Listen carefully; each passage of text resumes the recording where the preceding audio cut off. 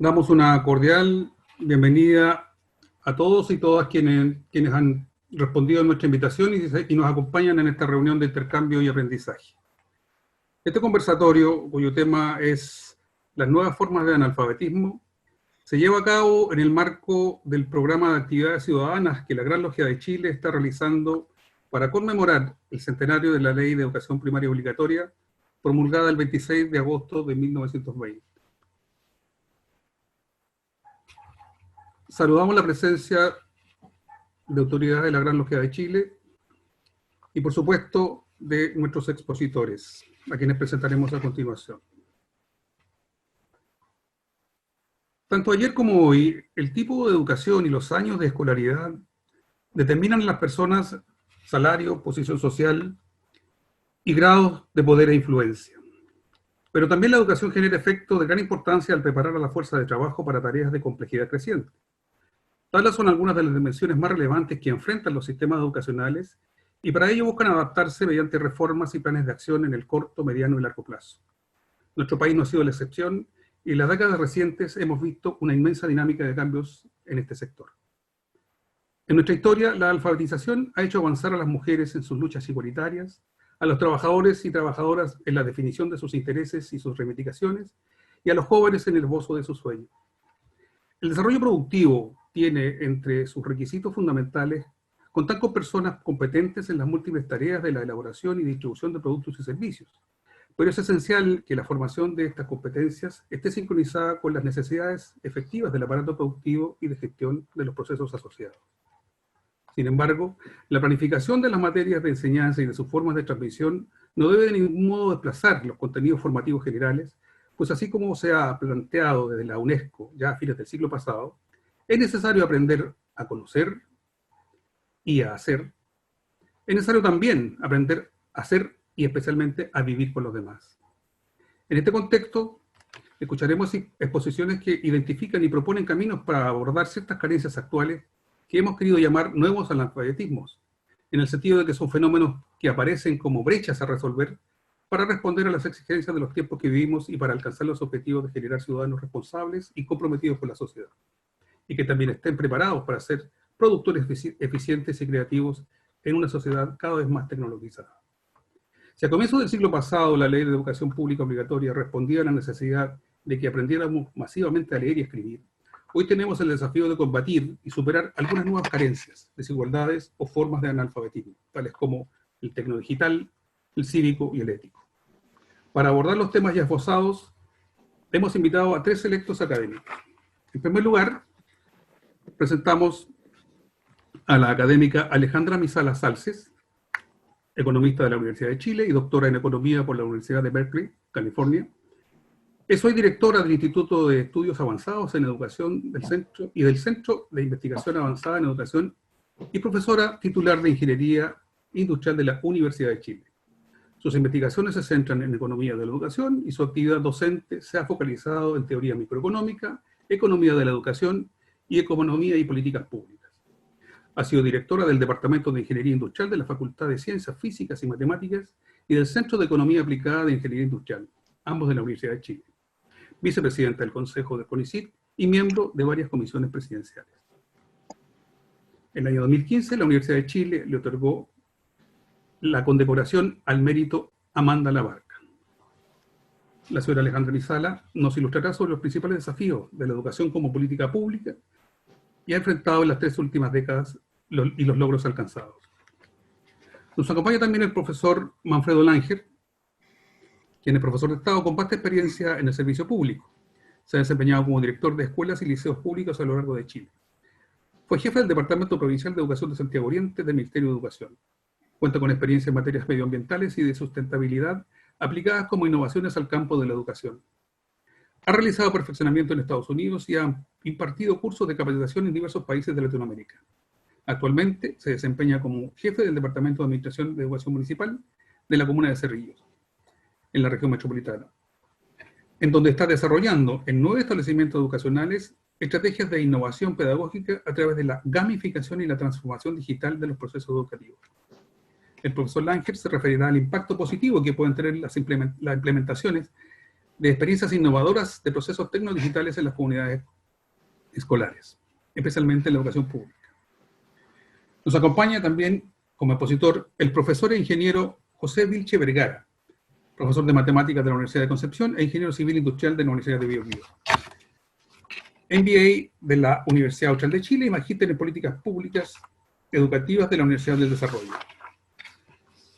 Ha impartido cursos de métodos cuantitativos y de gestión en distintas universidades, institutos y colegios del Gran Concepción. Fue director de carrera de la Ingeniería Comercial de la Universidad de San Sebastián, sede de Concepción, y actualmente es el subgerente de educación de la Corporación Educacional Masónica de Concepción. El profesor Vilche nos expondrá sobre ética y formación cívica, haciéndonos conocer la experiencia de elaboración e implementación de un modelo destinado a los alumnos y alumnas del sistema escolar. Saludamos la presencia del presidente de la comisión organizadora de las actividades ciudadanas de conmemoración de la ley del centenario de la Ley de Instrucción Primaria Obligatoria, don Irán Vivanco.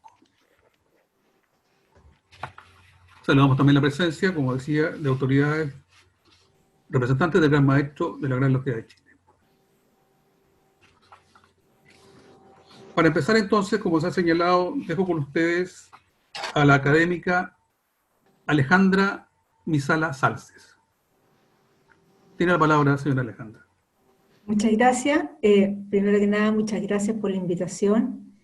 Me parece fantástico que estén haciendo estas actividades, así que encantada de participar. Voy a compartir una presentación. Como se mencionó, voy a hablar de algo un poquito más macro, pero que tiene que ver también tiene que ver con nuevos analfabetismos, creo yo. Voy a tratar de hacer una mirada un poco general a lo que ha estado pasando con el sistema educacional en Chile. Entonces, lo que voy a hacer es primero voy a hablar un poco sobre el sistema de selección de escuelas en Chile. Luego voy a hablar sobre el propósito público de la educación y mirar un poco cuáles son las condiciones que se requieren para que la educación cumpla ese propósito público.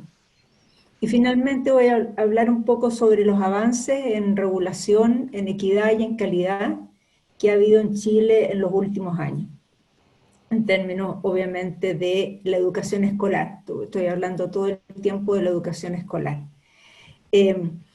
Como ustedes bien saben, a comienzos de los años 80 hubo un cambio importante en el sistema educacional en Chile.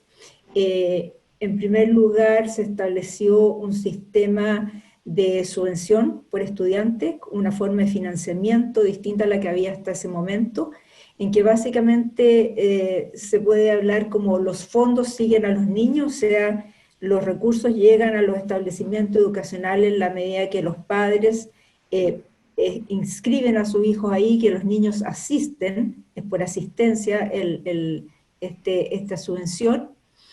Y hasta el año 2008 esta subvención era pareja, en el sentido que no dependía del nivel socioeconómico de los estudiantes, y solamente había diferencias por nivel, si era básica o media, o modalidad, si era científico humanista o era técnico profesional. Y al mismo tiempo, el sistema público, o sea, los establecimientos públicos, fueron descentralizados y su gestión fue traspasada a los municipios. Y básicamente entonces se establece un sistema donde se genera una competencia en que las escuelas tienen que tratar de atraer a los estudiantes, y esa competencia, de acuerdo a este modelo, iba a generar aumentos de calidad de la educación. Los padres podían elegir independientemente de la comuna donde vivían, la escuela donde querían matricular a su hijo, la escuela o el liceo. Y básicamente a partir de ese momento en Chile hay tres tipos de establecimientos: los municipales, que son financiados con recursos públicos y gestionados por los municipios. Ya vamos a ver que hay ciertos cambios que se están implementando desde hace un par de años. Luego los particulares subvencionados, que son financiados también con recursos públicos y son gestionados por el sector privado. Y finalmente los particulares pagados, que son financiados y gestionados por el sector privado.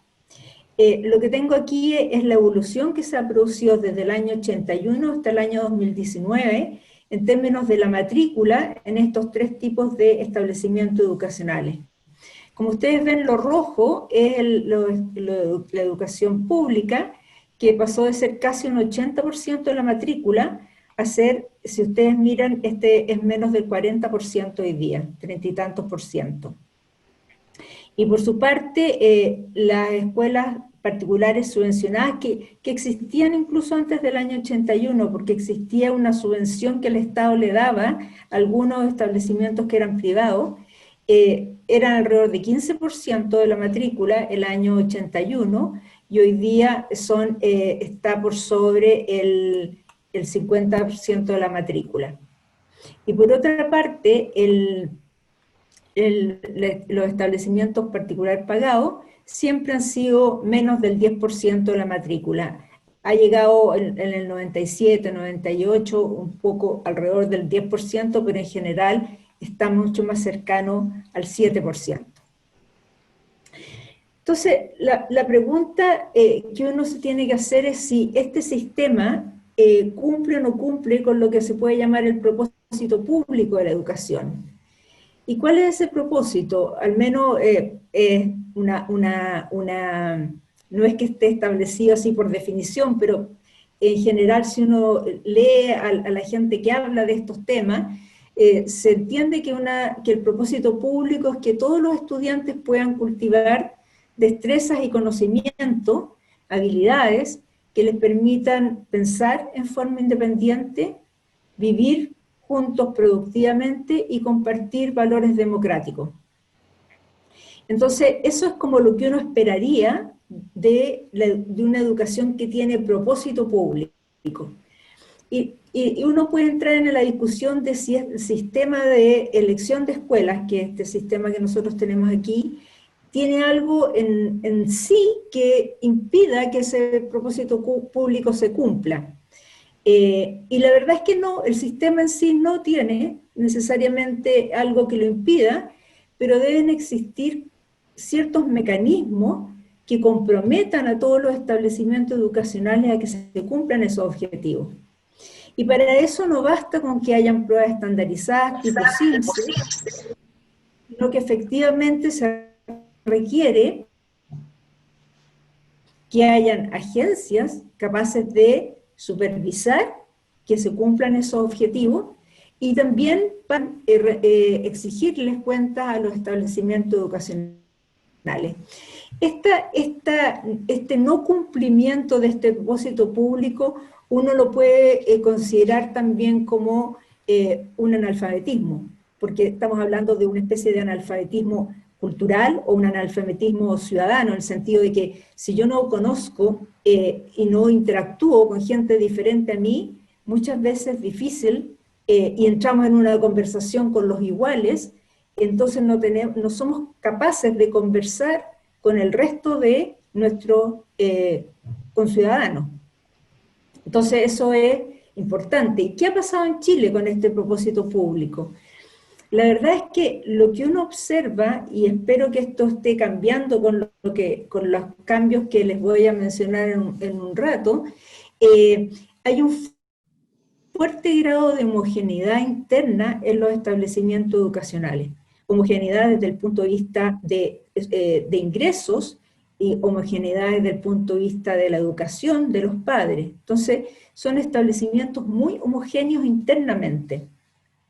Y eso significa que al final los niños, las niñas, no aprenden a interactuar con personas que son distintos ya desde el punto de vista social, desde el punto de vista cultural, y por tanto eso no puede ser bueno. Si uno piensa en el propósito público de la educación, no puede ser bueno que yo viva toda mi vida conversando, jugando, estudiando con gente que es similar desde el punto de vista cultural, desde el punto de vista socioeconómico. Y por tanto, Nosotros tenemos una tarea como país que es crear un sistema de muchos establecimientos educacionales, muchas escuelas, que sean dignas de ser elegidas por los padres, porque el sistema de elección que los padres puedan elegir, yo creo que está súper establecido en Chile y nadie ha pensado nunca en cambiar eso, que los padres puedan elegir el establecimiento educacional donde envían a sus hijos. Pero hay al menos dos condiciones para que uno pueda pensar en que se cumpla este propósito público. No debe existir selección, o sea, los establecimientos no deben poder seleccionar a sus estudiantes, sino que los padres deben poder seleccionar a los establecimientos, ni tampoco debiera existir un cobro adicional a la subvención por estudiante que entrega el Estado a los padres. Porque al final, cuando uno selecciona por capacidad de pago, es una forma muy eficiente de seleccionar y de tener estos sistemas extraordinariamente homogéneos internamente. Y el otro tema que es muy importante, y donde Chile obviamente tiene una deuda, es fortalecer la educación pública, de forma que los padres y madres vuelvan a elegir la educación pública. Entonces quiero hablarles ahora, no quiero tomarme demasiado tiempo, voy a hacer una mirada bien general sobre los avances que ha habido en regulación, en equidad y en calidad en los últimos años en Chile. En términos de equidad, lo primero que uno debiera mencionar es que el año 2008 empezó a regir la subvención escolar preferencial, que voy a explicar inmediatamente, pero que permite a los establecimientos recibir más recursos cuando atienden a niños que son del 40% más pobre del país. Luego, el año 2015, se aprobó la ley de inclusión. La ley de inclusión termina gradualmente con el financiamiento compartido, prohíbe el lucro en la educación escolar y establece un sistema centralizado de admisión escolar, que impide que los establecimientos seleccionen a sus estudiantes. También ha habido un aumento en la regulación. El año 2009, la nueva Ley General de Educación estableció un mayor nivel de regulación. Por ejemplo, estableció que si un privado era dueño de un establecimiento educacional, tenía que ser de giro único y no podía ser el mismo giro de una panadería y de un establecimiento escolar, cosa que ocurría en esa época. Luego, el año 2011, y a partir de la Ley General de Educación, se crea la Agencia de la Calidad en Educación y la Superintendencia de Educación Escolar. La agencia sigue el tema de la calidad y va evaluando y apoyando a los establecimientos educacionales en temas de logros de calidad, y la Superintendencia está encargada de regular el uso de los recursos públicos. El año 2014 se crea una Intendencia de Educación Preescolar que está integrada a la superintendencia, pero que es específica de la educación preescolar. Y luego en calidad hay dos elementos bien importantes. El año 2016 se aprobó la Ley de Desarrollo Profesional Docente, que crea una carrera docente, y el año 2017 la nueva educación pública, que también es conocida como la desmunicipalización.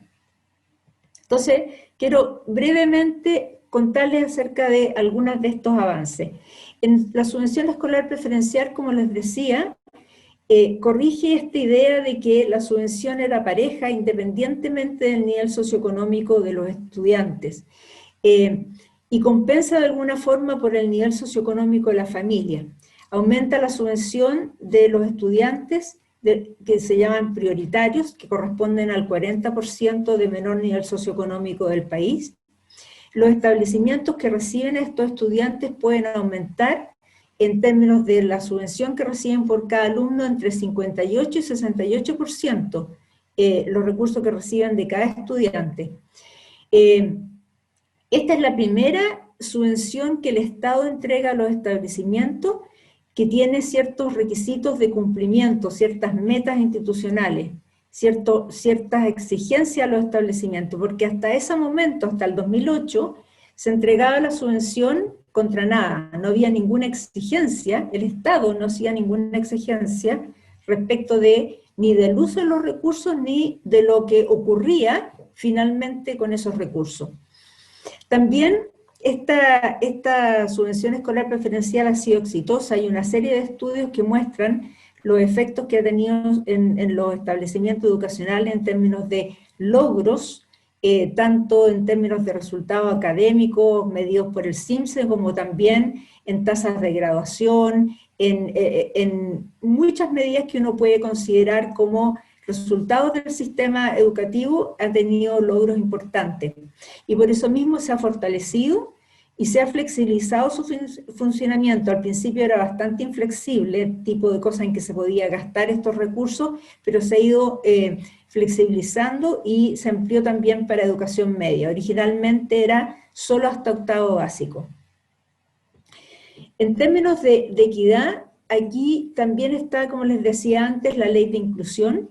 Esta ley elimina el financiamiento compartido, pero lo ilumina gradualmente, porque porque la idea no es disminuir los recursos que reciben los establecimientos, sino que sustituirlos.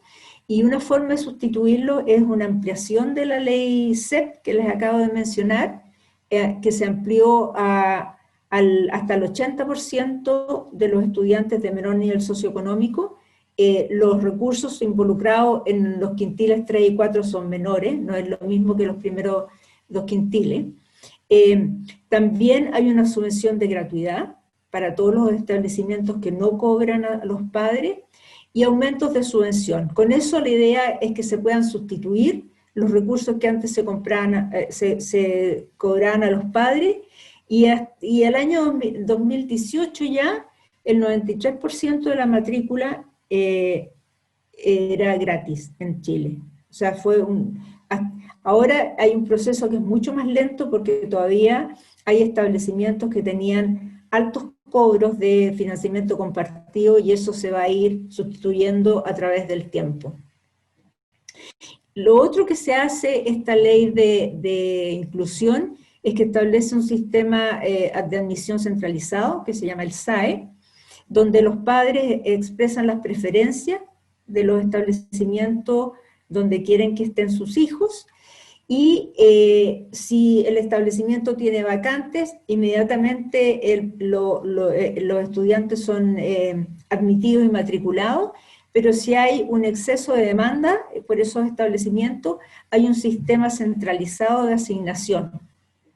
Ese sistema partió en la región de Magallanes. Al año siguiente se agregaron 4 regiones, al año siguiente fueron todas las regiones menos la metropolitana, y el año 2019, para el ingreso del año 2020, se incluyeron todas las regiones del país. Para darles una idea de los resultados del año 2019, o sea, el caso de los estudiantes que se matricularon en el año 2020, el 89% en la primera ronda, porque tiene 2 rondas esto, el 89% de los estudiantes fueron asignados a algún establecimiento educacional, el 80% fue asignado a una de sus primeras 3 prioridades, y el 54% fue asignado a su primera prioridad.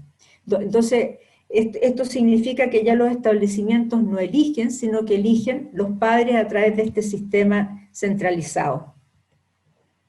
En términos de calidad, aquí les mencioné, una de las cosas importantes es la política de desarrollo profesional docente, que es una política donde el Estado está invirtiendo una cantidad impresionante de recursos. En régimen, cuando estén todos los profesores de los establecimientos municipales, públicos y particular subvencionados, el costo de estos van a ser 2.300 millones de dólares.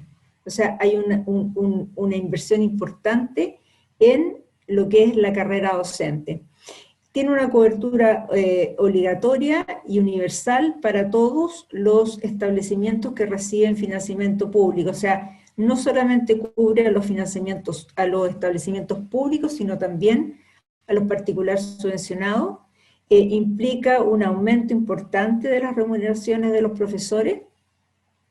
Esos mayores costos no los tiene que asumir el sostenedor del establecimiento, ya sea un municipio, ya sea un servicio local o ya sea un sostenedor privado, sino que se financia con recursos del Estado, respetando el régimen contractual de los profesores, o sea, el estatuto docente se respeta en el sistema público y en el sistema particular subvencionado del Código del Trabajo. ¿Cómo funciona esto? Es una política general, es bien integral. Hay una primera parte que tiene que ver con la selección y la formación inicial docente, donde hay nuevas reglas.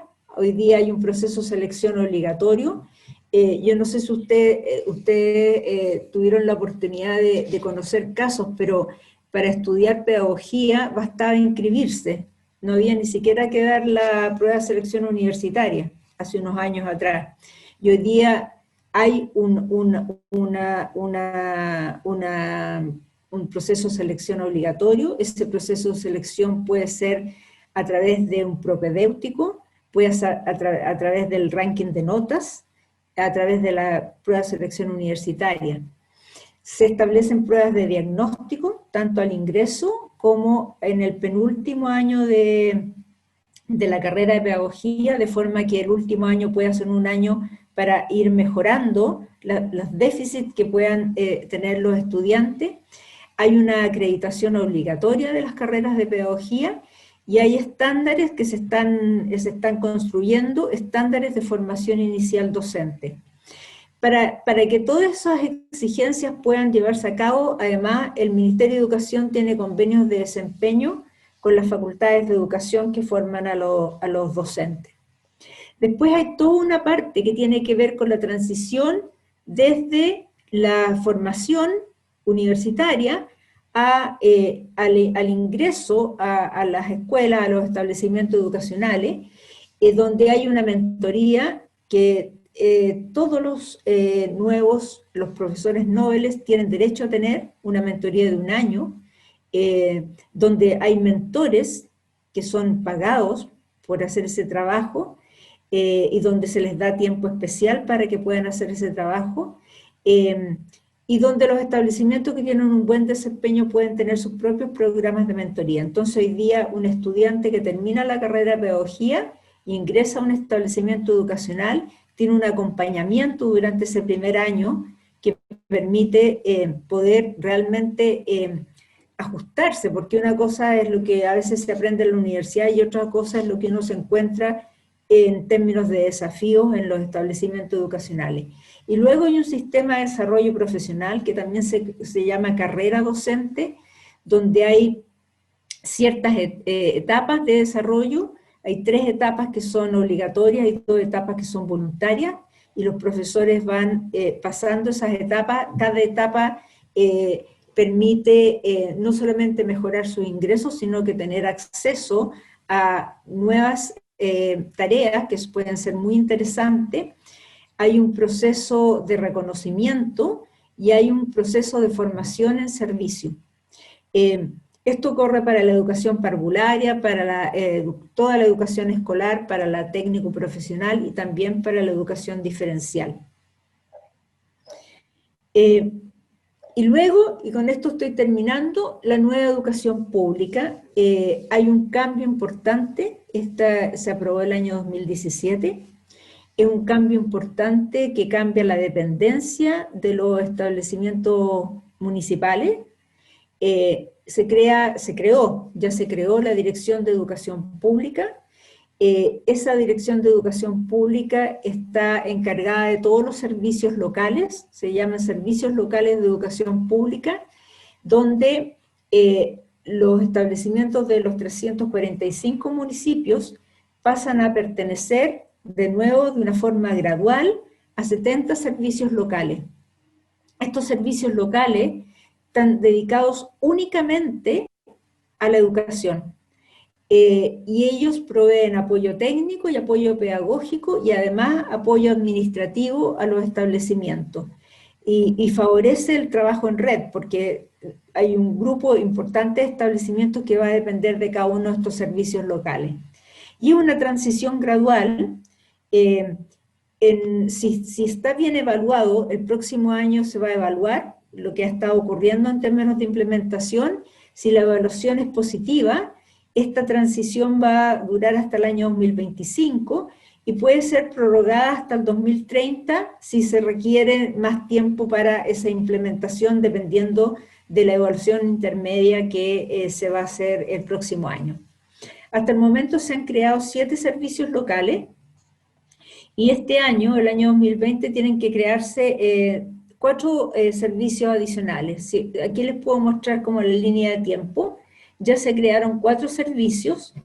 El año 2018, el año 2019 se crearon 3 servicios locales, el año 2020 se están creando 4 servicios locales, el 2021 es la evaluación de medio término, y dependiendo de esa evaluación, puede ser que hasta el 2025 se cree el resto de los servicios, o hasta el 2030.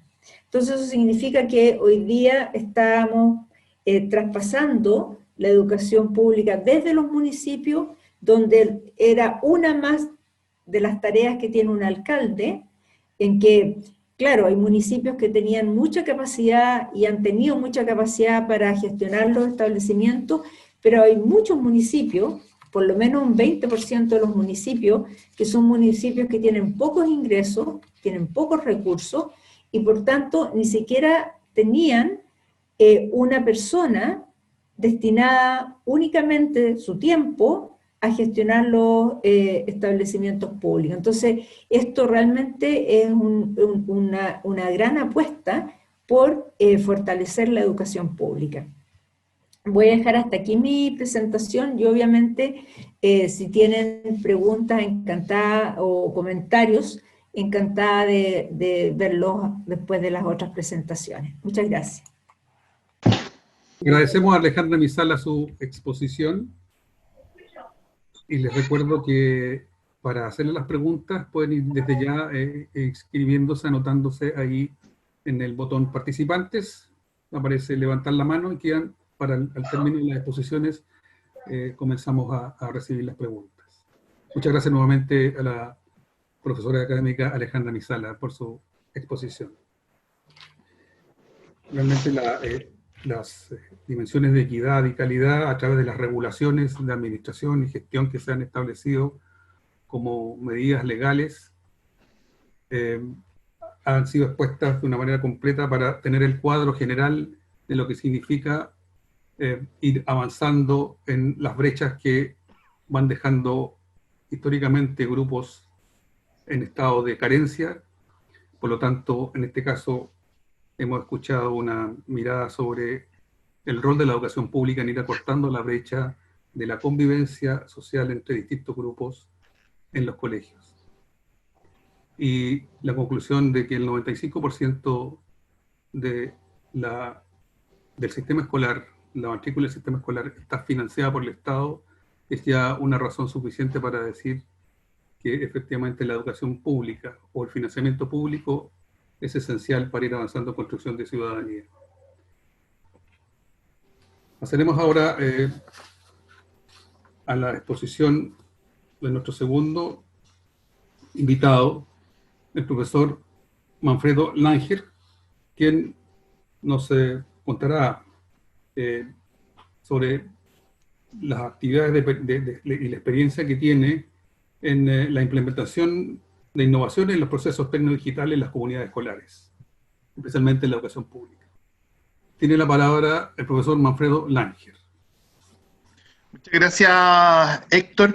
Yo me voy a tomar un minuto, además de saludar a Alejandra Mizala, a quien admiro. Yo leí algunos de sus estudios del Centro de Microdatos cerca del año 2009, 2010, y yo creo que también fueron un resorte después para el diseño de la política pública en Chile. Pero yo me siento como, perdónenme, yo nunca participo en estos eventos, o no tan frecuentemente, me siento como un invitado en un estelar de televisión que quieren saludar a su familia, y no quisiera dejar de saludar a Walter Candia, a mi querido hermano Walter Candia, a mi hermano Juan Arzola, a mi hermano Felipe Sepúlveda, a mi hermano Mauro Navarro, a los que no he visto hace mucho tiempo y que me gustaría también algún día volver a abrazar fraternalmente.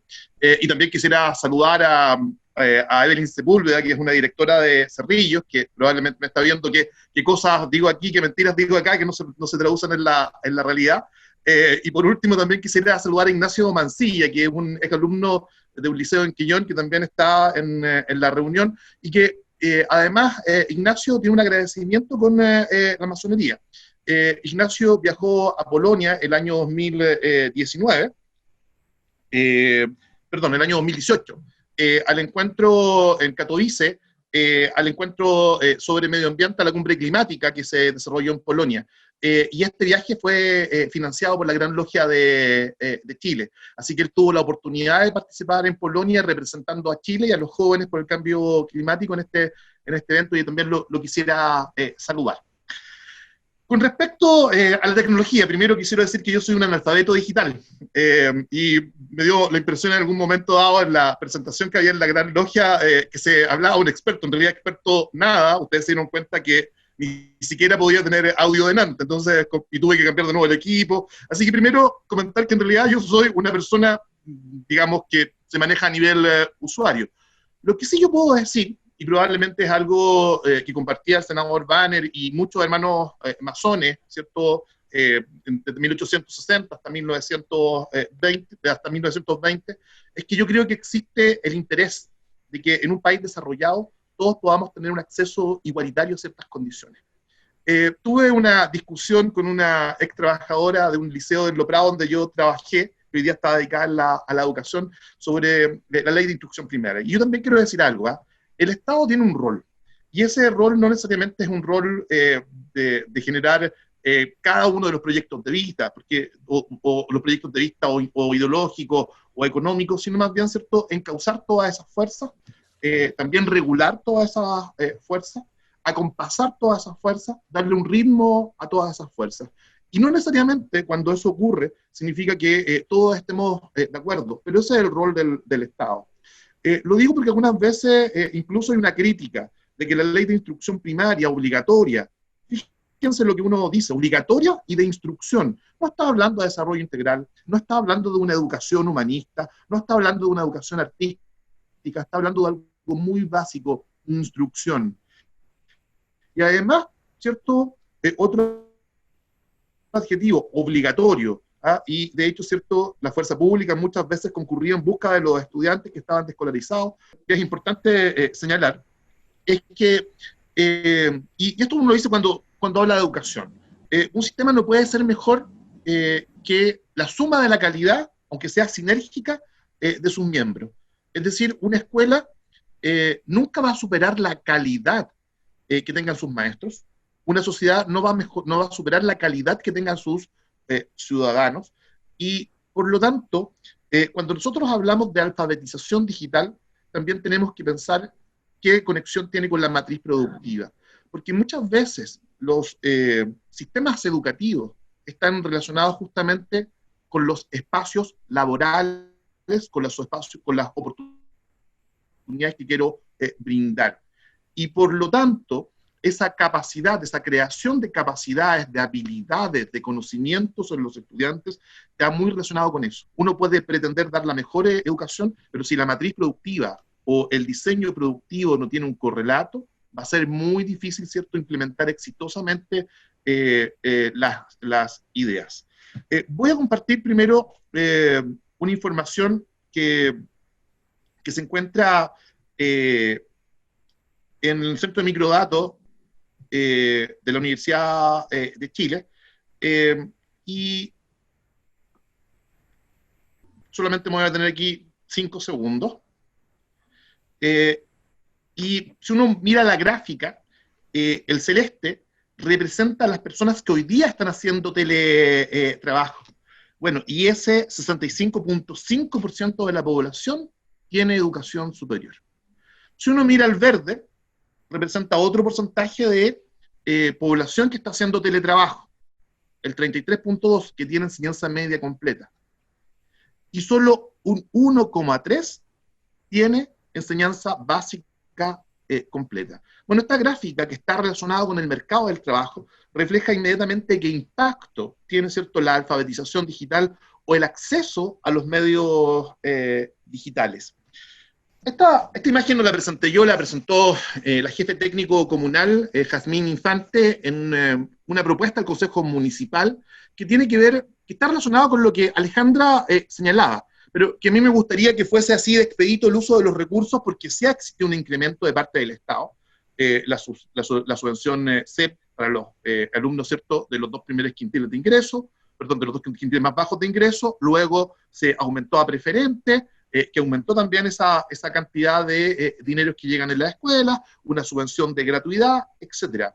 No obstante, el uso de esos recursos no resulta tan expedito, y no resulta tan expedito porque además de las trabas burocráticas que tiene el propio Ministerio de Educación, existen otras que son propias de los sostenedores y que impiden que ese incremento que uno puede observar en las grandes cifras se pueda materializar de manera tal que produzca un impacto también conocido, y no solamente conocido, sino que todas las comunidades adhieran a eso y lo conozcan y vean y puedan ver materializado ese impacto.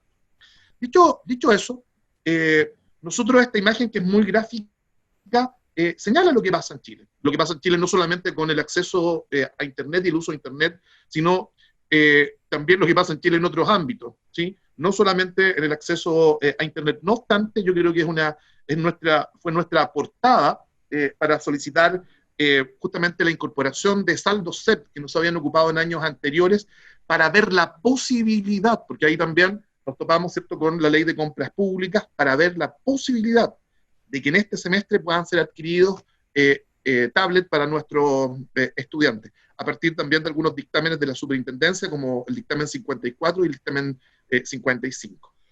Pero si uno observa estas otras cifras, en Chile, ¿cierto?, cerca del 50% del primer decil de ingresos usa Internet. Y también tenemos otra situación, que en la zona urbana solamente el 76% de la población utiliza Internet, pero con respecto a los sectores populares, para fines que no sean, ¿cierto?, las redes sociales. Y cerca del 20% de los hogares en Chile son monoparentales, que coloca una gravedad también. Nosotros hicimos una encuesta, nuestros establecimientos nos entregaron información, y pese a que aparentemente hay una alta conectividad, si uno se fija dónde se conectan nuestros niños, 1.318 niños de un total de 2.784 a los cuales se les preguntó, se conectan por celular. Ahora uno podría decir, bueno, no tienen conexión, pero esa conexión también es una conexión limitada, que en la mayor parte de los casos se limita a acceder a Internet cuando los padres llegan del trabajo. Y por lo tanto, es una conexión a Internet que tiene dificultades, primero por los planes que tienen los padres, que muchas veces no permite visualizar gráficas, y además demasiado extemporáneo con respecto a las clases, por ejemplo, que los profesores brindan por Zoom durante el día. Es decir, hay una desconexión en ese sentido. Y en nuestra realidad, solamente 11 niños, ¿cierto?, se conectaban a través de tablet a las tareas que se tenían que realizar. ¿Qué pretendemos nosotros con algunas inversiones? Considerando hoy día que todavía existen incertezas con respecto a lo que va a ocurrir el año 2021, poder llegar a un estándar de conectividad para todos nuestros estudiantes similar. Estandarizar, pero no estandarizar los proyectos educativos, no estandarizar el alma de una escuela, pero sí algo que es muy necesario en este país, que es generar condiciones mínimas basales para que todos los estudiantes puedan tener el mismo acceso. Cuando nosotros tenemos diferencias de equipos o diferencias de planes, los programas, ¿cierto?, corren de manera diferente, se ejecutan de manera diferente, e incluso tienen una gráfica diferente. Por lo tanto, esta estandarización nosotros esperamos que justamente permita que tanto los profesores como los estudiantes puedan acceder a una rutina de trabajo que les facilite las tareas, que significa muchas veces la adaptación a cambios, por ejemplo, que no son cambios profundos, sino que son cambios más bien, ¿cierto?, pueriles de forma, que está relacionado, por ejemplo, con los hardware o con los software, sino que puedan, ¿cierto?, todos de alguna manera entender lo mismo, ver lo mismo, trabajar en plataformas similares en función de los proyectos educativos de cada una de las escuelas. Y si esto llega a producirse, y se llega a ejecutar, y se llegan a adquirir estos tablets, queremos hacer lo que sea con conexión a Internet, esa es la intención también de la máxima autoridad comunal.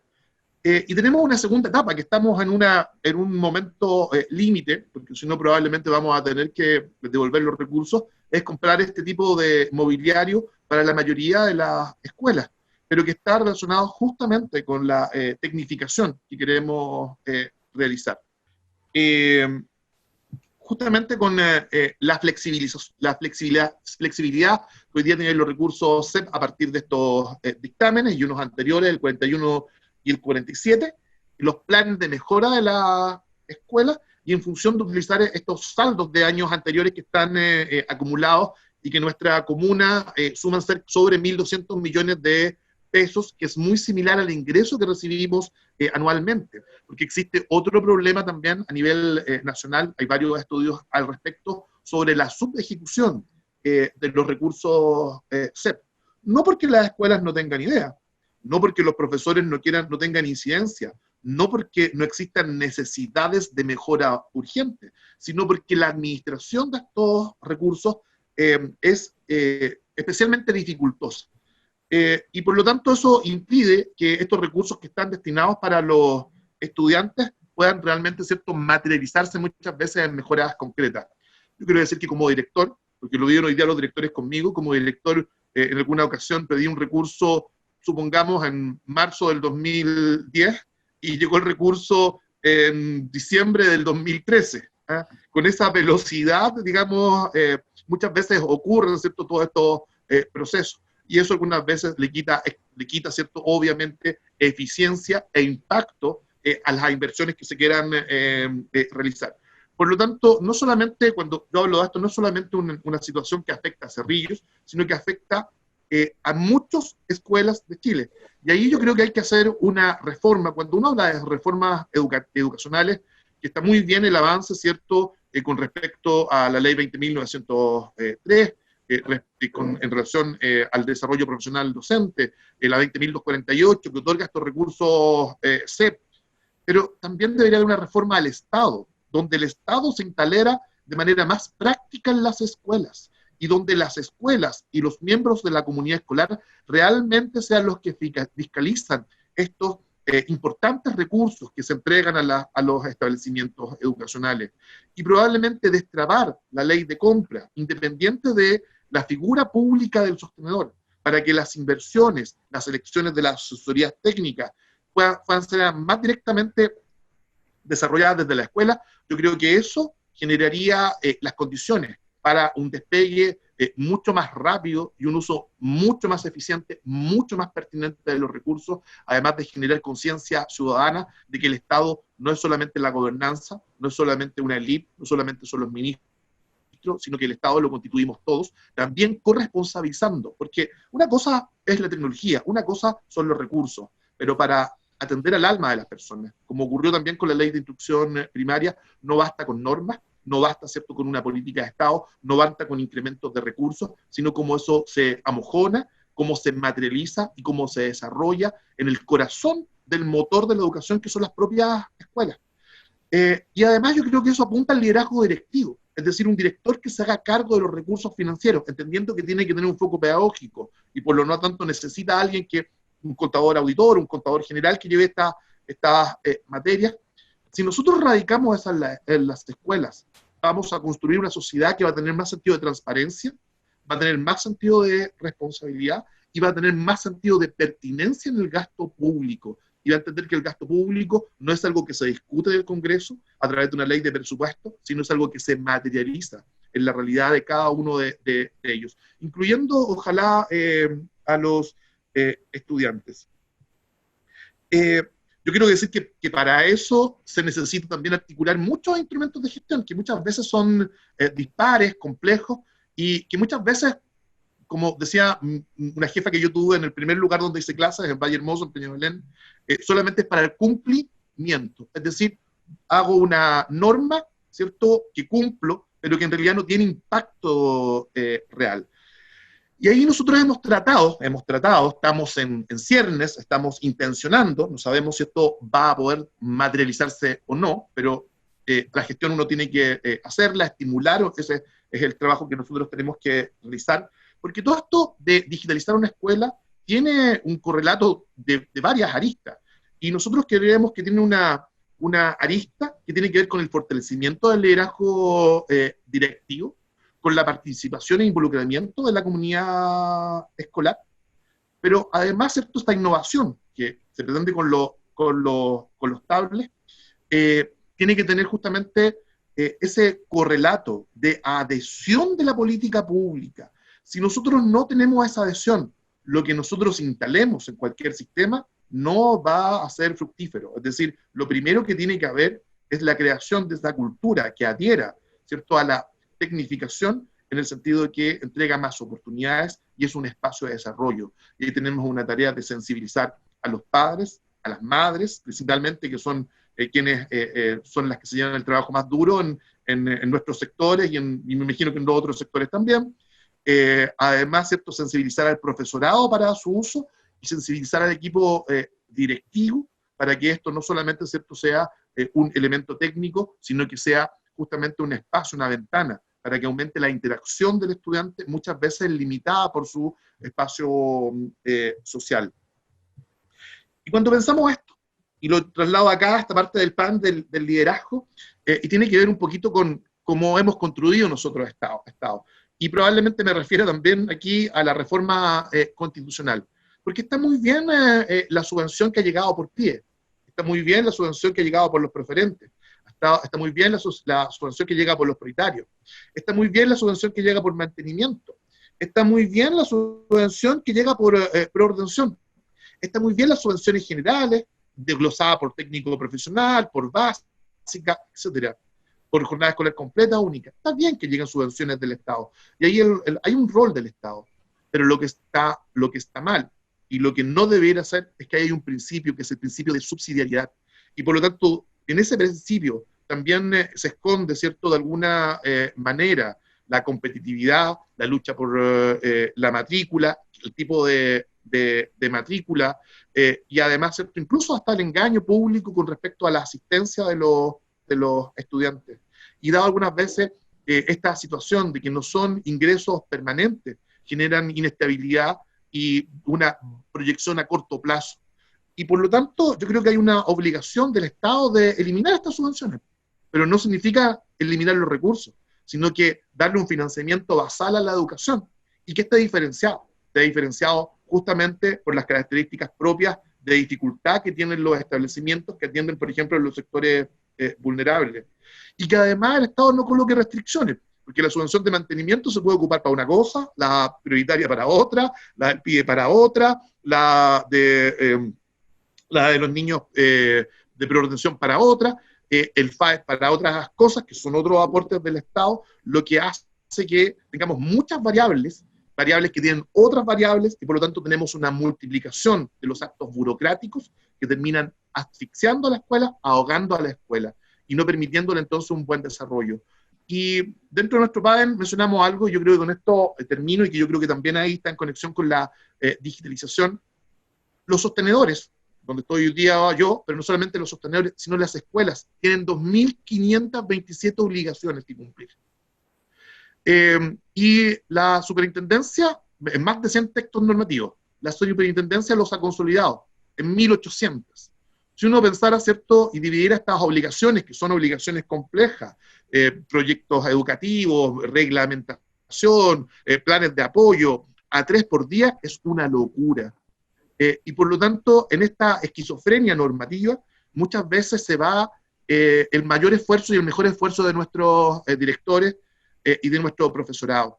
Yo creo que la tecnología, y vuelvo a insistir, me encantaría que esto se hiciera realidad y no solamente quedara esbozado o en una discusión como ocurrió con la ley de instrucción primaria entre 1902 y 1920, cerca de 18 años, que no solamente sea una declaración de buenas intenciones. Este desarrollo tecnológico que podríamos implementar en Cerrillos, que hoy día están los recursos, podría también significar de alguna manera, con solo apretar un clic, cumplir a la vez de manera connatural con muchas obligaciones, de manera de reducir tanto el trabajo burocrático de directores como el trabajo burocrático de profesores, y permitirnos entonces abocarnos y dedicarnos a lo que es importante y fundamental en los establecimientos educacionales, permitir y generar espacios para el desarrollo de nuestros estudiantes y permitirles la interacción. Y yo creo que justamente el espacio digital permite una comunicación no solamente en un sector económico, no solamente en un espacio geográfico, sino justamente permite una globalización, teniendo cuidado siempre que los espacios educativos y las políticas educativas no son carentes de ideología, y que también en ese espacio o en la digitalización existe un riesgo, y por lo tanto esa digitalización tiene que ir asociado también a la formación de un sujeto crítico que sea capaz de distinguir entre, ¿cierto?, un bombardeo de información, lo que es relevante y lo que le permite entonces a él construir su propio proyecto de vida, y que sea un proyecto de vida que sea armónico con la construcción de una sociedad armónica, más equitativa y justa. En eso estamos. Nosotros ojalá podamos conversar el próximo año con algo concreto, con resultados, con comunidades contentas, con comunidades empoderadas, y que esto no solamente sea un esbozo de política pública, sino que tenga una concreción. Quiero terminar con una imagen. Es de un acta justamente de la directora que está observando hoy día esta reunión, y esta acta es un consejo escolar ampliado comunal digital, donde están nuestros 9 establecimientos educativos, en los cuales participaron democráticamente, entendiendo que esta era la compra de tablets, ¿cierto? Era una adquisición de sentido común que fortalecería a los equipos de trabajo de las escuelas y a las propias comunidades, y todos no adhirieron, sino que en realidad fueron los impulsores de que por lo menos esta modificación presupuestaria del Consejo Municipal tuviera éxito. Ojalá que no se quede en la modificación presupuestaria, sino que se pueda traducir en una compra que vaya en beneficio de todas estas comunidades escolares que así lo han demandado y así lo han querido. Con esto termino mi presentación, Héctor. Muchas gracias, Manfredo Langer, por vuestra exposición, que junto con dejar en evidencia, como se ha venido haciendo en los últimos meses, la gran brecha de acceso a tecnología para la educación, se ha percibido entre comunidades escolares. Por otro lado, nos queda claro que también hay brechas en tecnología de administración, no solamente en tecnología dura y pura, hardware y software, sino también del aprendizaje, sino también para administrar los recursos que el Estado otorga. El llamado es que usar tecnología también para simplificar la gestión, y eso seguramente tiene que ir de la mano con las capacidades de que los colegios tengan para hacer la administración de esos grandes recursos que otorga el Estado. Son, creo, alrededor de 6 billones, con B larga, de pesos anuales que van a subvenciones. Por lo tanto, la probidad y el buen uso de los recursos sigue siendo una prioridad, pero ciertamente la tecnología puede ayudar, no solamente para los procesos técnicos pedagógicos. Les recuerdo que para hacer las preguntas van al botón participantes, y de allí en el menú van abajo donde dice levantar la mano, y aparece una manito azul y quedan inscritos para el momento en que después de la última exposición procedamos a otorgar la palabra para las preguntas. Pasamos entonces a nuestra tercera exposición con el profesor José Vilche, quien nos expondrá sobre ética y formación cívica, haciéndonos conocer la experiencia de elaboración e implementación de un modelo destinado a alumnos y alumnas del sistema escolar. Tiene la palabra el profesor José Vilche para su exposición. Ahí está. Muchas gracias, Héctor. Miren, lo primero que voy a plantear es lo siguiente, que tiene que ver con nuestro núcleo más íntimo. Y yo, que participo de una organización, normalmente cuando se realizan actividades en esta organización, a quien primero se le saluda y se le hace un brindis es a la familia. Entonces yo quiero partir en primer lugar saludando a mi señora esposa, Nicolás Fuente Alba, que está escuchando y está viendo esta presentación, y a mis dos hijos, Josefa y José Felipe. Primera cosa, primer punto. Ya oficialmente agradecer también la invitación de la Gran Logia de Chile, en la persona del gran maestro de la Gran Logia de Chile, Sebastián Jans Pérez, por invitarnos a este conversatorio, a este espacio de reflexión.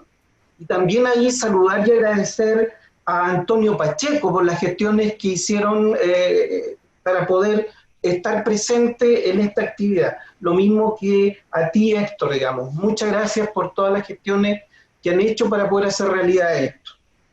En tercer lugar, quiero saludar a la organización, ¿cierto?, que permite que yo esté presente acá, porque mi presencia no tiene que ver con el José Vilche, mi presencia tiene que ver con una organización educacional que es un faro de educación laica en la 8ª región de nuestro Chile, la Corporación Educacional Masónica de Concepción, y aquí obviamente hay que saludar a su directorio, un equipo de hombres preclaros del Gran Concepción que están interesados en el desarrollo de la educación laica.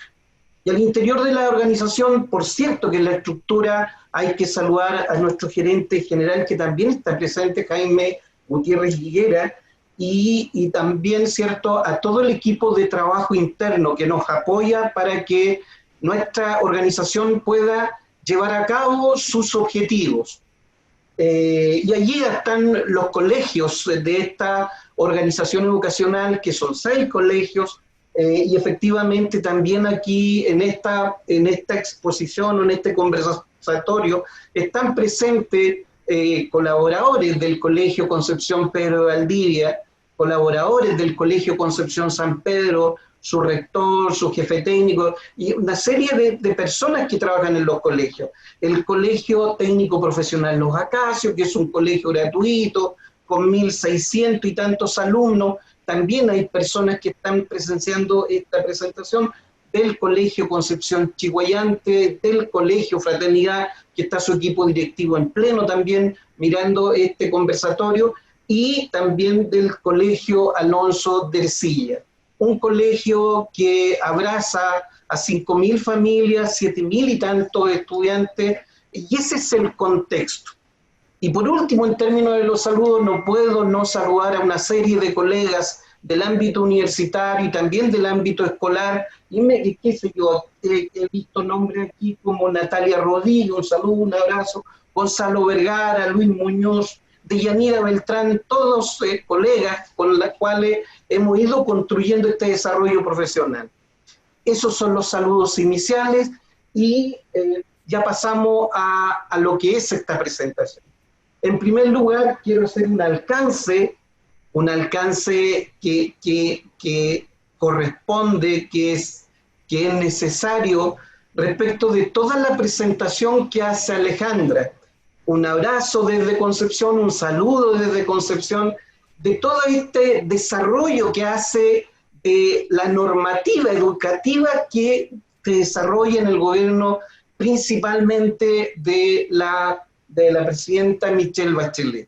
Y ahí quiero hacer un punto. No se hace mención a 2 mujeres notables en todo el impulso y desarrollo de esa política pública, a la ministra Diana del Piano Puelma y a la subsecretaria de Educación,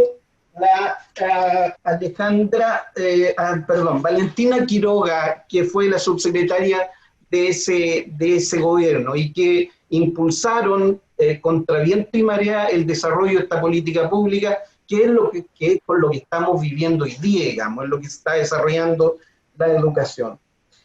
Eso es lo que quería decir inicialmente y ahora quiero compartir pantalla para poder poder comenzar con esta presentación. Entonces yo ya hice la presentación de la Corporación Educacional Masónica de Concepción y en qué contexto se nos invita a participar de este conversatorio.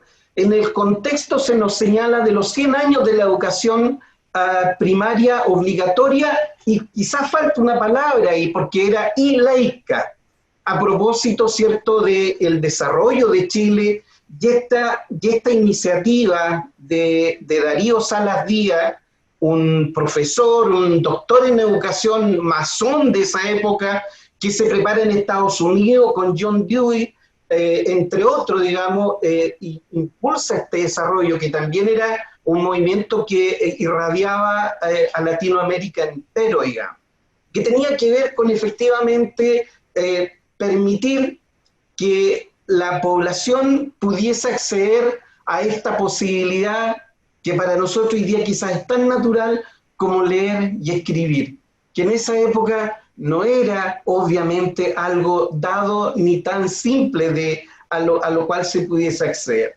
Entonces es en este contexto que se nos invita como corporación a hablar y reflexionar de los nuevos alfabetismos.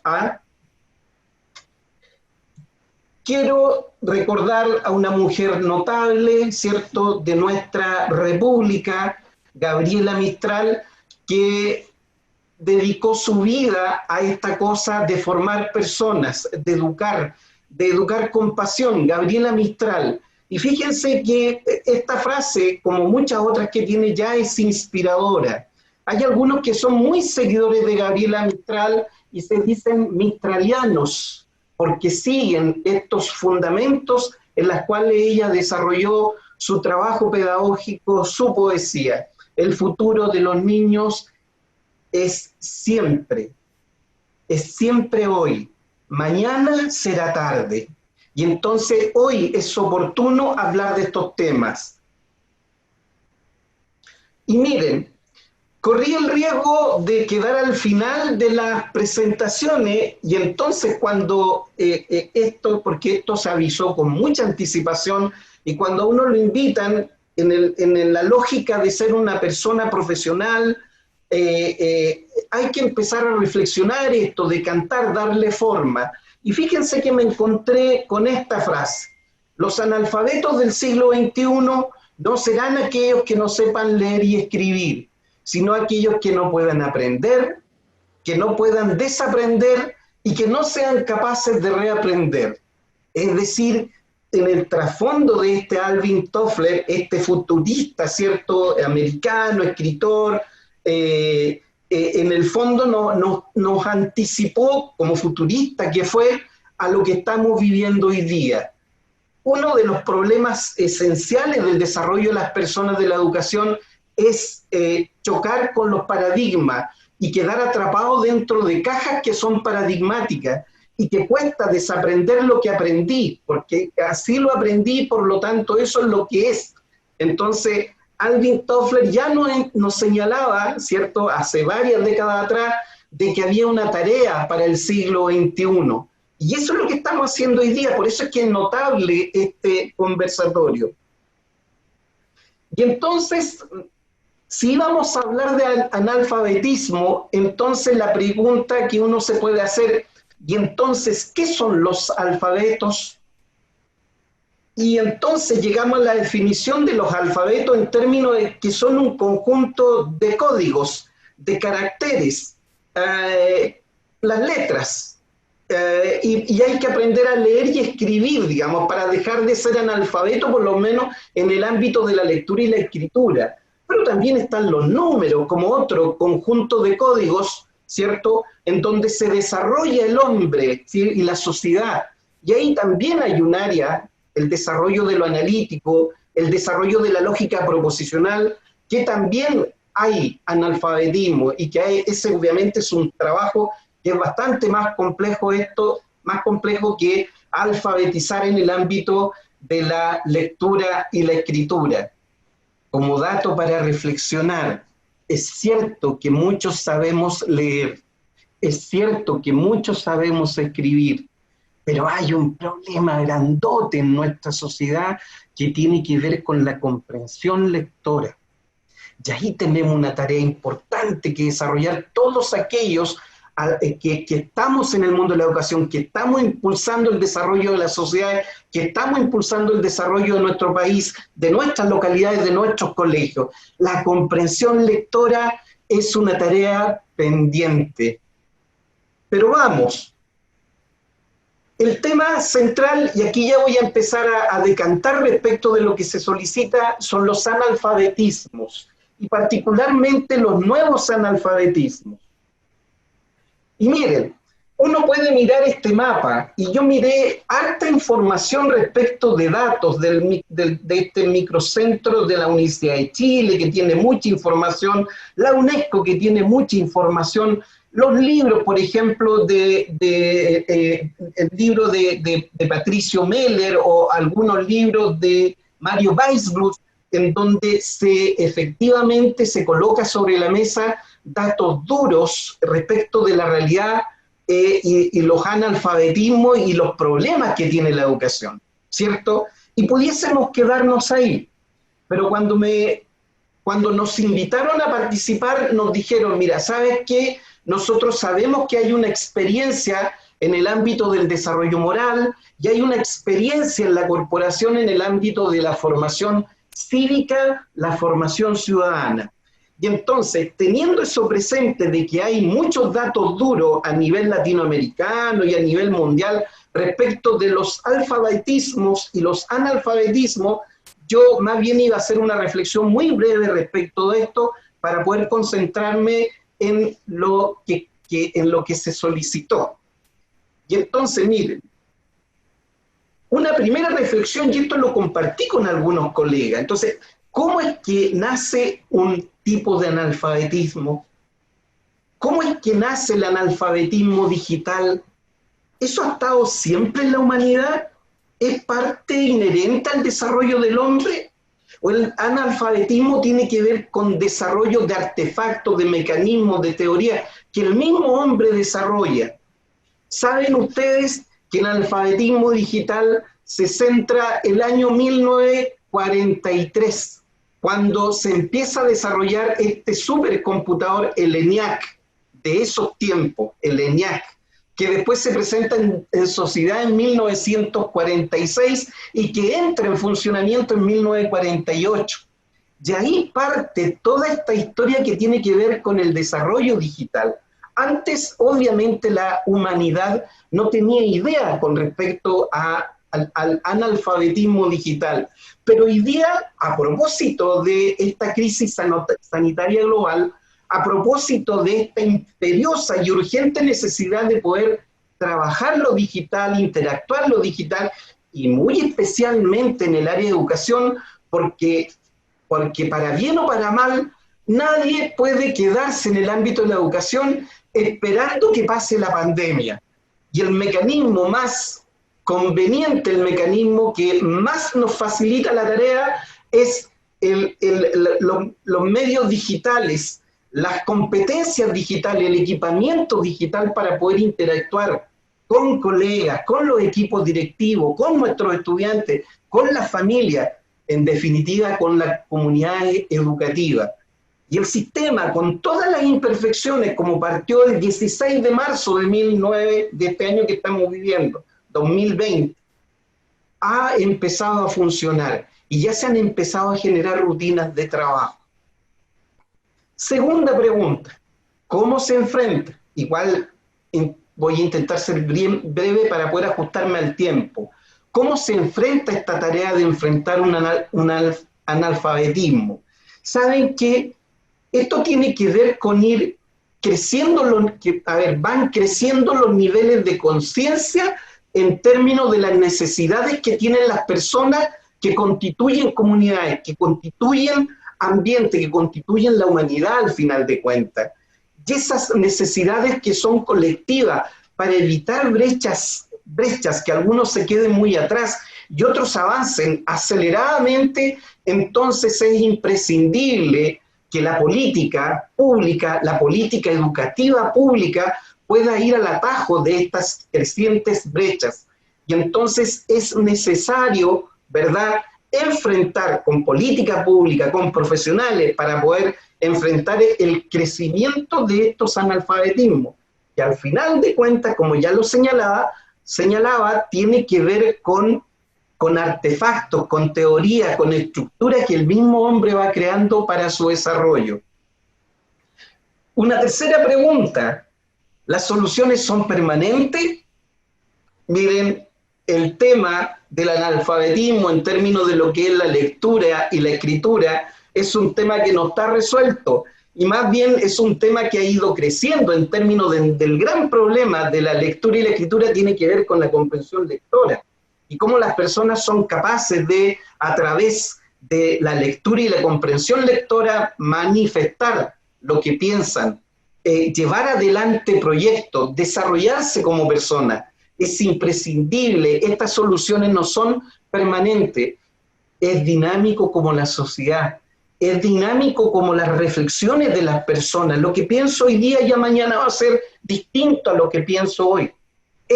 Los analfabetismos también son dinámicos. Nuevos alfabetismos. Aquí fíjense que del instante en que quiero reconocer que yo no había reflexionado, no había leído, no había profundizado respecto de este asunto de los analfabetismos antes de la invitación. Y yo estaba con el analfabetismo de la lectura y la escritura. Pero claramente aparecen, mire qué sorprendente, cuando uno empieza a buscar información, empieza a leer, y la verdad es que hay hartas tareas pendientes. Y saben que esto todo se conecta con las habilidades, con el desarrollo de las habilidades para el siglo XXI, que ya no tiene que ver con tener una carrera profesional, tiene que ver con una serie de potencialidades, de competencias, de habilidades que le permiten a este ser humano, a esta mujer, a este hombre, interactuar y llevar adelante proyectos colectivos, proyectos de vida, proyectos de familia. Miren qué curioso, miren lo que aparece ahí. Fíjense, hoy día podemos hablar del analfabeto digital, podemos también hablar del analfabeto de género. Fíjense el analfabeto de género. Pensemos que todavía hay hombres que piensan que las mujeres, su destino natural es la cocina, y que su destino natural es la formación y educación de los hijos, y que ellas poco menos que nacieron para estar en la casa al servicio de un hombre que trabaja. ¿Existe eso todavía? La respuesta es sí. Y eso tiene que ver con analfabetismo, no entender que la mujer tiene tantas potencialidades o más potencialidades, más capacidades o tantas capacidades como el hombre.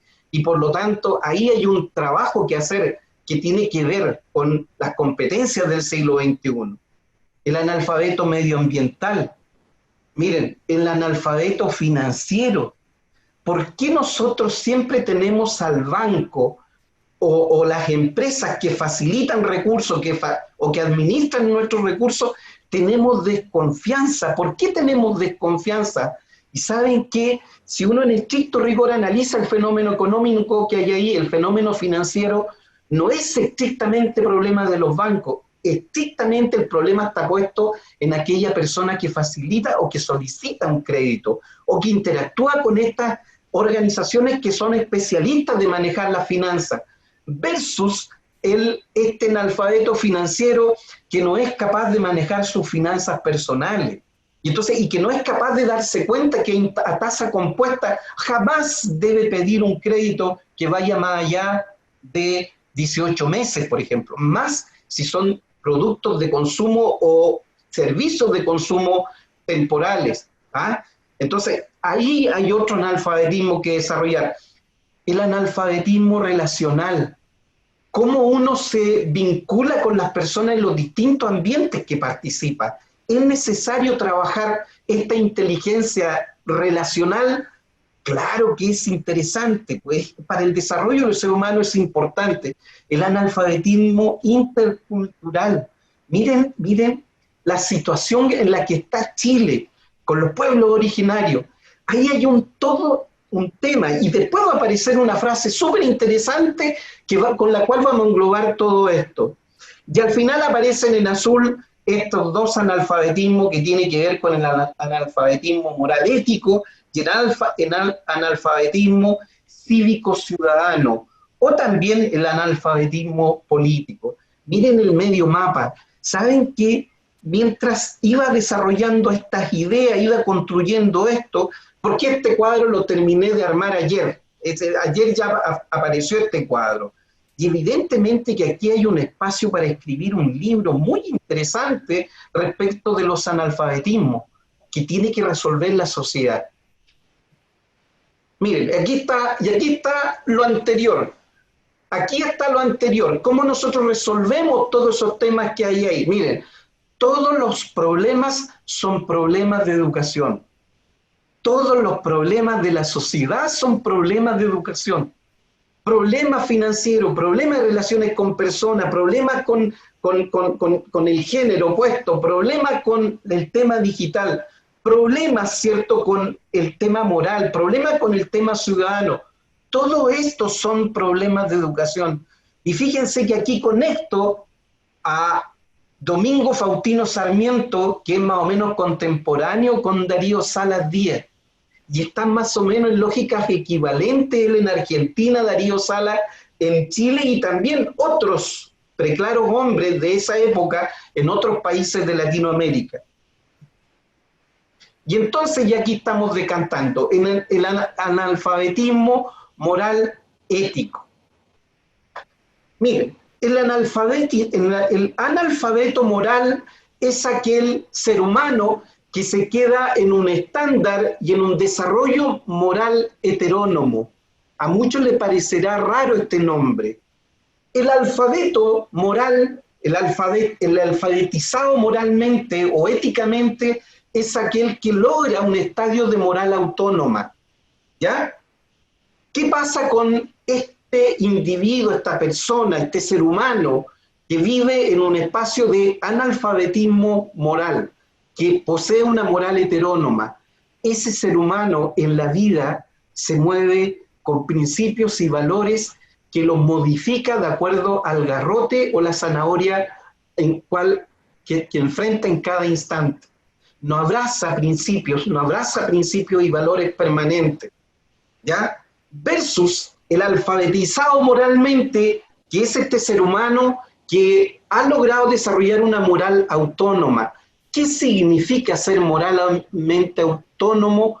Moralmente autónomo, este ser humano que abraza 1, 2 valores, 3 valores, y no renuncia bajo ninguna circunstancia en el interactuar con otro.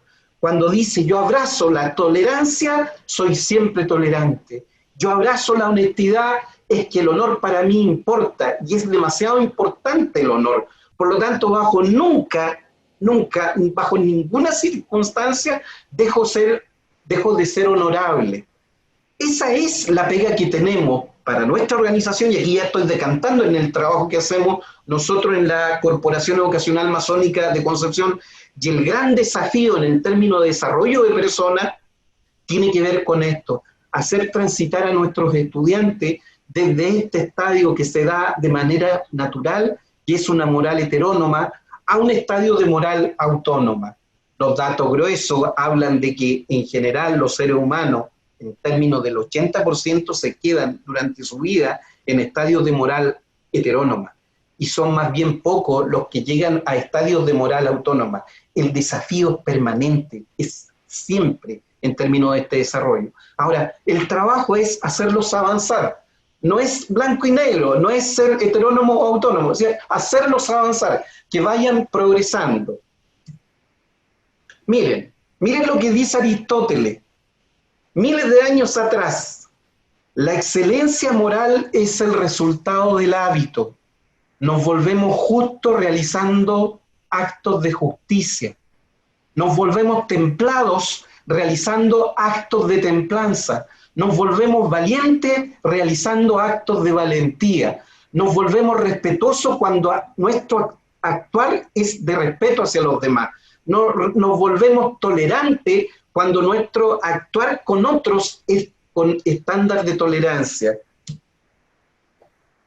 Y este es nuestro modelo de desarrollo moral para la formación de estudiantes. Este texto donde trabajó un gran equipo de la corporación, profesionales internos y externos. Y fíjense que lo medular de este libro, que tiene mucho fundamento teórico, y aquí quiero hacer también un alcance a don Farú Alay, que fue quien lideró este trabajo de poder llegar, que está presente en la reunión ahora, este modelo de desarrollo moral para la formación de estudiantes. Bueno, en su oportunidad la organización tiene como lógica vincularse esta corporación, y invitó al senador Alejandro Guillé para que presentara este texto, ¿sí? Y lo esencial de este texto, este modelo tiene que ver con lo siguiente. Fíjense que nuestro afán pedagógico, nuestro afán formativo, tiene que ver con un conjunto acotado de valores en el ámbito del desarrollo moral: la fraternidad, la solidaridad, el respeto, la responsabilidad, la tolerancia, el trabajo, la igualdad y la libertad. Y fíjense que esto tiene una estructura, dice que es expansiva porque va incorporando valores en la medida que los niños se van formando, ¿sí? Es progresiva porque parte en primero básico, inclusive en la educación preescolar, y va progresivamente avanzando hasta tercero y cuarto medio. Y es acumulativa porque el trabajo que se hace en términos de fraternidad, de solidaridad, de respeto, es acumulativo el trabajo. En nuestra organización no se celebra y no se trabaja con el valor del mes. Los valores que tienen que ver con el respeto, por ejemplo, y aquí muestro el respeto, fíjense que se empieza a trabajar con los niños desde primero básico, pero también con el ámbito preescolar, y el trabajo en términos del respeto se sigue desarrollando hasta que el alumno llega a cuarto medio. Y entonces hay todo un modelo en términos de cómo podemos desarrollar esta autonomía moral en los estudiantes. Gran desafío, igual es un trabajo permanente, un trabajo que hay que estarlo evaluando permanentemente porque hay cambios paradigmáticos y esto no es fácil.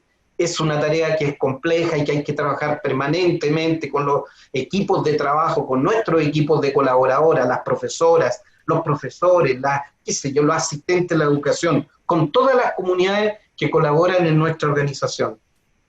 Y ya estamos terminando, el analfabetismo cívico y ciudadano. ¿Qué pasa con el analfabetismo cívico ciudadano? Y aquí tengo que hacer mención al presidente de la corporación, porque cuando se firmó este marco legal que tenía que ver con desarrollar de manera obligatoria educación ciudadana, educación cívica en los colegios, de hecho la normativa habla de educación cívica, el presidente de la corporación solicitó que rápidamente la organización desarrollara, a través de la Comisión de Educación que dirige don Alex Eris Soto, un modelo que fuera propio de la organización. Y fíjense que tiene que ver con lo siguiente este modelo de formación ciudadana. ¿Cuál es el problema que hoy día tiene la sociedad? ¿Qué pasa con este analfabeto político? ¿Qué pasa con esta persona o este conjunto de personas o este gran conjunto de personas? Y ¿sabe qué? A mí la política no me importa. Yo no escucho, nada que tenga que ver con política. Yo soy un ser humano que estoy ajeno a la política. Y fíjense, no escucha nada de política, no ve nada de política este ser humano y no habla nada de política este ser humano.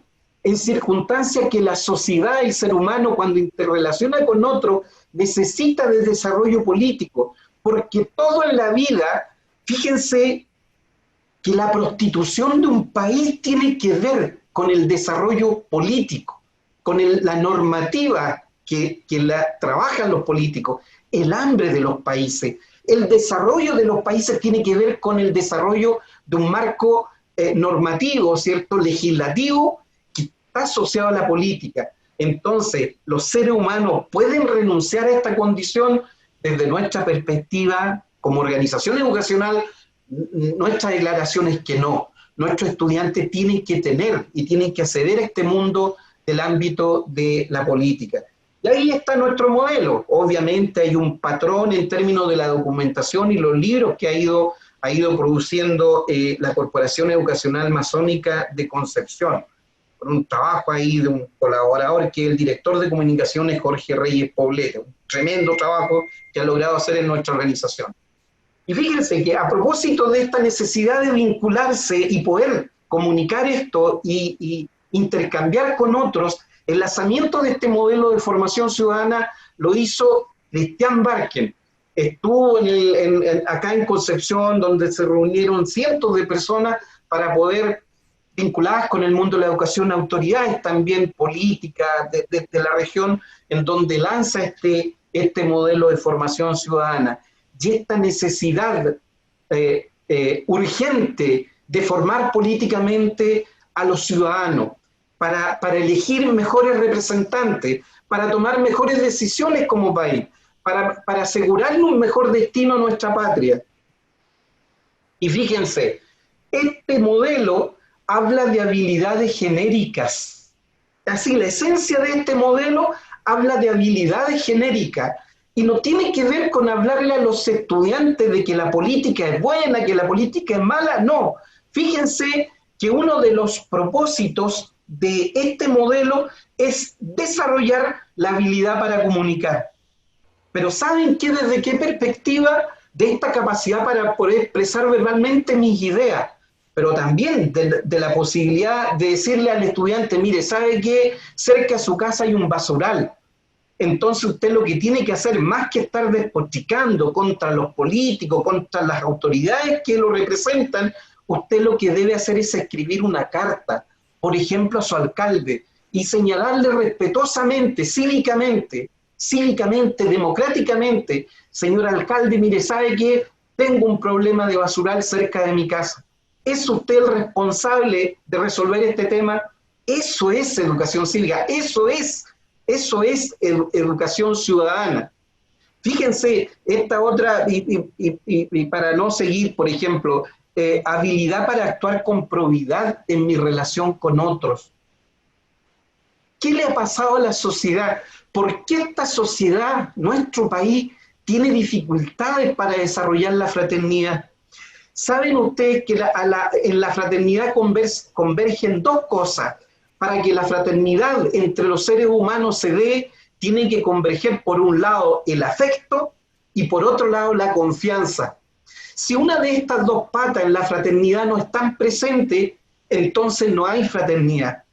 Y entonces, cuando se pierde la confianza, y que es lo que ha desplomado en términos de la estructura de nuestro país, es que nosotros los ciudadanos hemos perdido la confianza en nuestras autoridades, de todo tipo hemos perdido la confianza.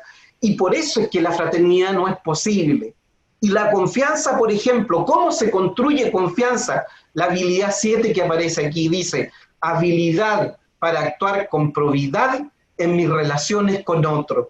Si yo efectivamente actúo con probidad, voy a generar lazos, voy a generar espacios de confianza. Y entonces, fíjense, nuestra propuesta, y con esto termino, es que nosotros nos hacemos cargo de ir y trabajar estos temas que tiene la sociedad pendiente con nuestros estudiantes, y también con nuestros profesores, y también con nuestro equipo directivo, y también con aquellos que dirigimos la organización. Conclusión, hay tareas por desarrollar como sociedad, como comunidad educativa. Esta corporación en particular, Chile en su conjunto, tiene tareas por desarrollar. Y aquí se abre, por ejemplo, un abanico de espacios para poder trabajar estos analfabetismos. Entonces no podemos permitir que la gente siga potenciando este analfabetismo político. No podemos permitir que la sociedad siga convirtiéndose en analfabetos morales. Y tenemos herramientas para poder trabajar con eso. El desafío es para todos. El desafío es que aquellos que estamos en la educación tenemos que trabajar en función de esto. Solo para terminar, decirles que nuestro modelo educativo, nuestro modelo de desarrollo moral y nuestro modelo de formación ciudadana están en nuestra página. Nuestra página es www.coemco.cl. Muchas gracias de parte de nuestra organización por esta tremenda oportunidad. Muchas gracias al profesor José Vilche por su exposición. Bien, como había dicho, en gran parte de su exposición, nuestro profesor Vilche nos llama a poner atención en cómo, desde los establecimientos escolares, a través del currículum, no olvidar la formación cívica, ética y moral, porque comprendiendo bien cómo el yo se transforma en nosotros, podemos construir mejor una sociedad más equilibrada.